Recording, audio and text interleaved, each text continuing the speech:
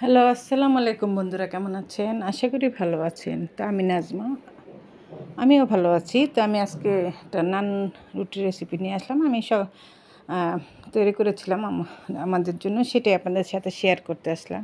তো কীভাবে আমি তৈরি করলাম এটা সেটাই দেখাচ্ছি আপনাদের। খুব সহজ রেসিপিতে, রেস্টুরেন্ট স্টাইলে আর কি।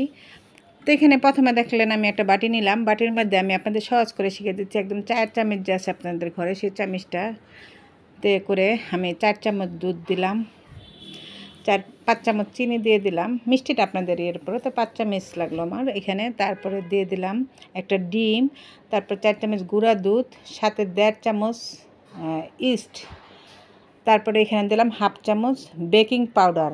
বেকিং সোডা দিবেন না, বেকিং পাউডার দিয়ে এটাকে আমি একটু ভালো করে মিশিয়ে নিলাম। নিয়ে এখানে আবার 4 চামচ তেল দিয়ে দেবো, 5 চামচ আর কি, 4-5 চামচের মতন তেল দিয়ে এটাকে ভালো করে একটু প্রায় 5 মিনিট একটু মিক্স করে নেব ভালো করে, একটু চিনিটা গলা পর্যন্ত। তো এই তো হয়ে গেছে। তারপরে এখানে আমি 4 কাপ, মেজারমেন্ট কাপের 4 কাপ ময়দা দিব।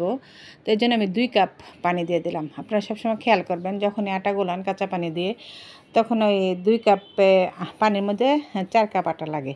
তো এখানে আমি 4 কাপ 2 কাপ পানি দিয়ে আবার একটু নেড়ে চেড়ে সব কিছু একটু ভালো করে চিনিটা গলিয়ে নিলাম।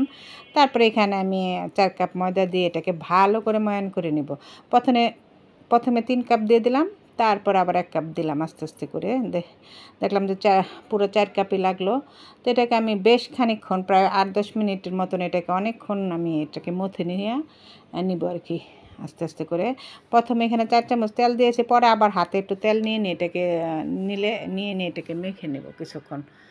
তো এভাবে দেখেন কীভাবে, আপনারা দেখে বুঝে নেবেন।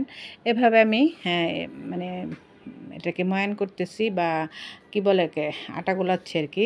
তো আপনারা চেষ্টা করবেন ময়দা নিতে। ময়দা দিয়ে নানের টেক্সট মানে ভালো আসে। আটা দেওয়া হয়, তবে ময়দাটা দিয়ে করলে খুবই ভালো হয়। তো আমি এখানে ময়দা নিয়ে নিয়েছি। তো এই যে দেখলেন, আবার হাতে 2 চামচের মতন তেল লাগিয়ে আবার এটাকে যে আবারও নিলাম একটু তেল দিয়ে, প্রায় এখানে আমার মোটামুটি 1/2 কাপের চেয়ে একটু কম লাগছে আর কি তেল। এরকম করে আমি এটাকে অনেকক্ষণ মেখে নিয়ে তারপরে এটাকে ঢেকে রাখবো। তো আপনারা ঢেকে রাখলেও চলে, বা 5-10 মিনিট আপনারা হাত ধুয়ে চুলার কাছে যায় বেলতেটা যতক্ষণ লাগবে ততক্ষণ রাখলেও চলবে। আর আপনারা চাইলে বেশিক্ষণ রাখলেও কোনো সমস্যা নেই, আপনারা যতক্ষণ খুশি রাখতে পারেন এটাকে।